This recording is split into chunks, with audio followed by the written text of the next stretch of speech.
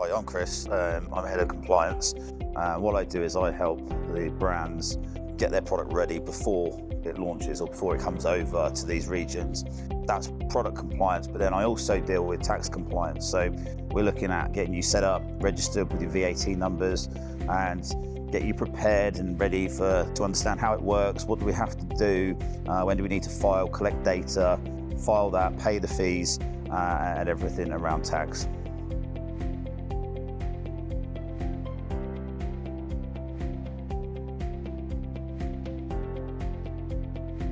So one of the biggest mistakes is, so part of the service that we provide is we provide detailed guidance on the labelling. So there's quite often some words or some additional logos or changes that are needed to the label, and you've got stock that's already made up. So it's on pallets, it's waiting to be shipped, and you're like, oh, I don't want to do that. That's a big risk. It's a big mistake, because those products could get held up in customs. They could get held up in warehouses and things like that, or they could get caught out by the public. So the public could report back that this label is compliant, or the authorities as well as the public. So for a very simple fix on your products, you can apply a sticky label. That sticky label will have the content that you need. It doesn't matter about how it looks, it's more about the content. And then just applying that sticky label to the outside of the packaging, you don't have to unwrap it or anything like that. That's going to make you compliant.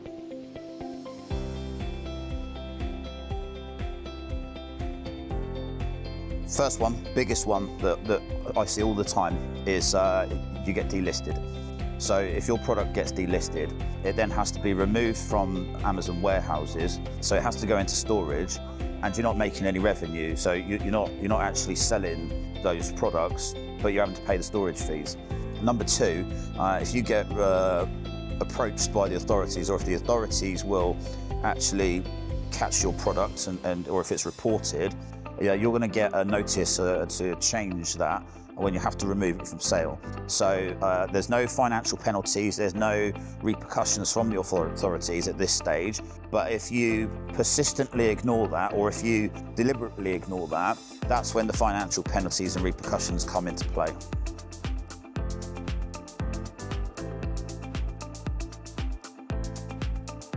So the major one at the moment is extended producer responsibility, EPR for short. So that is evolving. Countries are adopting new categories, so different product types. And throughout the whole of last year and this year, and then into next year as well, everything's evolving. So prices are changing, the structure of reporting is changing, and also the information that you need to collect and be aware and present to us is also changing and evolving. So you will start to look at things like the weight of your packaging, the weight of the product, how many units are being sold. So you'd provide a forecast at the end of the year for the next year. That forecast is then calculated into a tax that's payable and then compared against your actual sales at the end of the calendar year. So yeah, the other key thing about EPR is that it is based on the calendar year, so from January to December.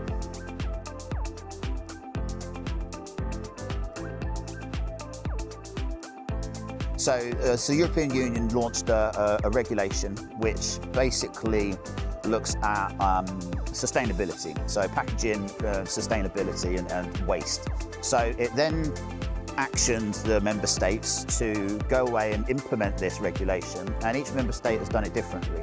But what they're looking at is they're looking at all of your packaging, plastic waste, they're looking at food waste, they're looking at electronics, and they're making sure that it's being disposed of correctly. Now, in order to pay and facilitate those implementations or those new methods of recycling, that's where EPR tax comes in. So they're taking that tax money and they're pumping it in as an investment into the system. So France are bringing new recycling plants online, daily, and upgrading these plants and helping the environment by recycling more types of plastics and everything. So it is a new tax, but the long-term benefits are going to be fantastic.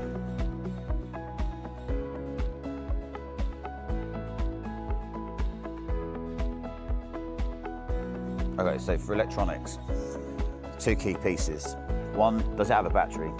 So if it's got batteries, like internal batteries, rechargeable batteries, then you need to do some testing. So you need to look at hazardous substances that are in those batteries. External batteries, AA batteries that are put in, that's a different story. And then the second thing for electronics is about having a declaration of conformity.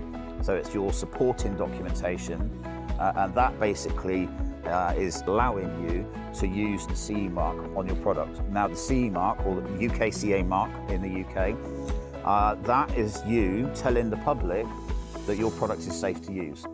You obviously don't want to have a supporting document with your product all the time, so that logo is you telling the public that it's safe to use.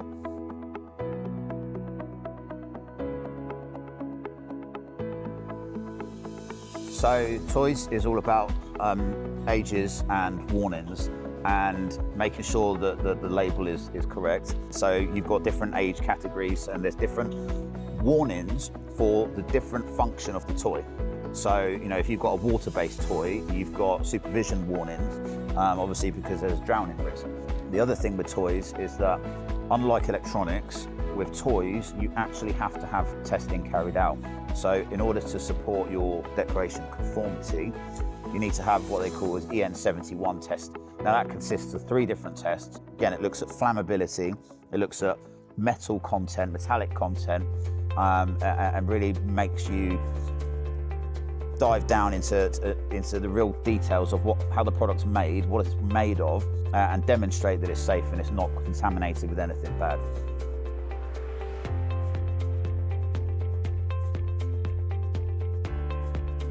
So baby products, yeah, so they were considered part of the Furniture and Furnishings regulation, which looks at flammability and other aspects on how it's made, and required you to carry certain warnings. So baby cots, you know, clothing and other things, they are being removed from that regulation. So they've carried out a risk assessment, and the likelihood of those products actually being in a scenario where they would catch fire is very, very low and minimal compared to a sofa.